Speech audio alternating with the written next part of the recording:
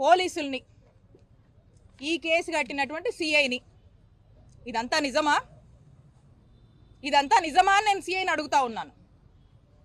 అంటే ఈ మధ్యకాలం మనం చూస్తూ ఉన్నాము ఏమనంటే BNS 111 సెక్షన్ ఆర్గనైజ్డ్ క్రైమ్ కింద సోషల్ మీడియా వాళ్ళ మీద కేసులు పెడితే కోర్టు వీళ్ళ మీద చివాట్లు పెడుతుంది వీళ్ళకి. అందుకని ఇక ఇదైతే కోర్టు ఒప్పుకోవట్లేదు కాబట్టి బెయిలబుల్ సెక్షన్స్ అయితే పెడితే కష్టము, నాన్ బెయిలబుల్ సెక్షన్స్ పెట్టాలని 308 కట్టాడు ఈ సిఐ. ఈ 308 అంటే ఏంటంటే ఎక్స్టార్షన్కి సంబంధించి, అంటే డీప్గా థ్రెటన్ చేసి భయప్రాంతులకు గురి చేసి అని చెప్పి దాదాపుగా హత్య యత్నం చేశాడన్నట్టుగా ఇదైతే నాన్ బెయిలబుల్. ఈ సెక్షన్లు పెడితే రాకేష్ని ఫిక్స్ చేయొచ్చు అనేటువంటి ఒక ఉద్దేశంతో ఈ సెక్షన్లు పెట్టడానికి అల్లినటువంటి అందమైన కట్టుకది ఇది.